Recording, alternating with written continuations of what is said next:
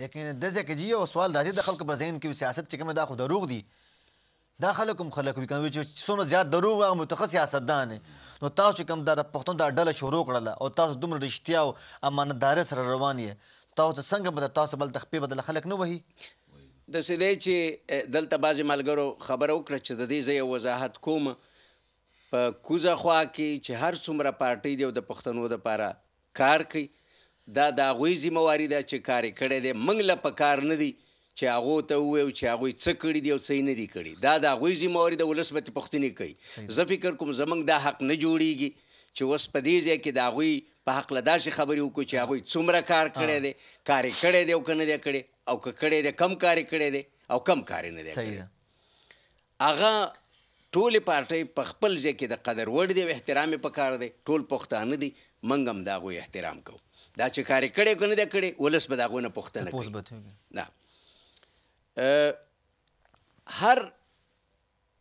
هره هله ځله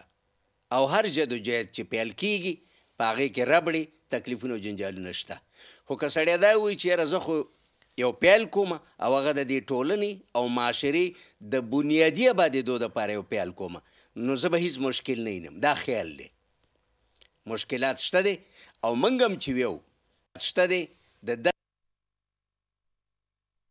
پښتانه سینې سپر کوي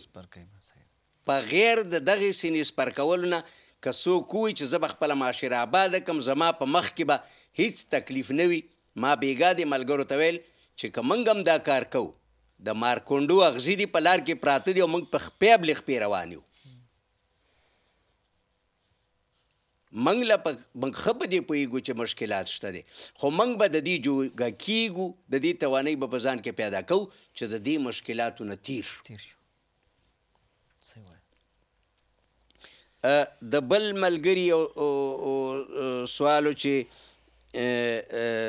دغه د ذاکر خان سوالو چې پروګرامونه څه دي پروګرامونه خو هر یو پارټۍ یا ګروپ په خپل چوکاټ کې داسې یو معنا لري چې هر چا د خپل ځان دپاره یو وړوکې نقشه جوړه کړې ده موږ هم د خپل ځان او د خپلو ملګرو دپاره یو نقشه جوړه کړې ده چې د دغې نقشې په لاره باندې غواړو چې خپل هدف ته ورسیږو د نقشې بعضې مهم ټکي ما تاسو ته ویل او په دې کې دا نقشه داسې جوړه شوې ده چې د هر چا خپل خیالات او ایډیالې دي او هغه ده چې یو څوک هدف ته څنګه رسي ما بېګا دې ملګرو ته ویل یو څوک دی په رکشه کې ځي دا توانۍ شته یو څوک دی زبردسته موټر لري هغه په موټر کې ځي یو څوک په ټرین کې ځي یو څوک په جهاز کې ځي خو هدف یو دی موږ د هر څوک چې د خپل دغه هدف دپاره کار کوي او دغه هدف دپاره هلې ځلې کوي د قدر وړ دی خو یو چا سره د رکشې توانۍ شته یو چا سره خپل موټر دی یو څوک په ټرین کې ځي یو څوک په جهاز کې ځي خو دا هر څوک چې د دغه هدف او موخې ته د رسېدو دپاره هلې ځلې کوي په لار کې یو علم تکلیفونه او ربړې او جنجالونه شته طبي پیښې هم پکې شته سیلاوونه او باران او ګلۍ طوفانونه هم پکې شته ټکر هم پکې شته دا ټولې قصې دي داسې او دې ټولو قصو ته به سړی تیاری نه شي بنیادي خبره دا ده چې اول د ولس زه به د برې خوا وویم د افغانستان کومه حصه چې ده په دې دېرش کاله کې کم بدلونونه په افغانستان کې راله زه هغې ته غوبل ویم غوبل په دې معنی چې خپل او پردي ټول پکې دل شو دا غوبل کې خپل او پردي ټول دل شو خراب شو او دا چې خپل او پردي پکې خراب شو هلته چې کم د ټولنې او معاشرې بنیادي بنسټونه وو دا ټول خراب شو دغه ټولنه یا معاشره 50 کاله شاته ولوېده دا معاشره چې بیرته او دا اوس لاندې مرازم دا کم غوبل چې نن ورسته کرښې په دواړو خواو کې پروت دی دغې غوبل زموږ او ستاسې د پښتنو معاشره 50 کاله شاته ته وغورځوله زمونږ هلې ځلې نور هم را سختې کړې زمونږ مشکلات یې زیات کړه او زه ټولو پښتنو ته سوال کوم او دا مې هیله ده چې که غواړئ چې خپل وطن او ولس بچ کئ او کم داخلي او بارني دښمنانو چې کم نیت نن کړی دی او د پښتون کور ته یې کړی دی او دا ټولې ربړې راوړي د پښتون کور ته. حال دا چې پښتون په دې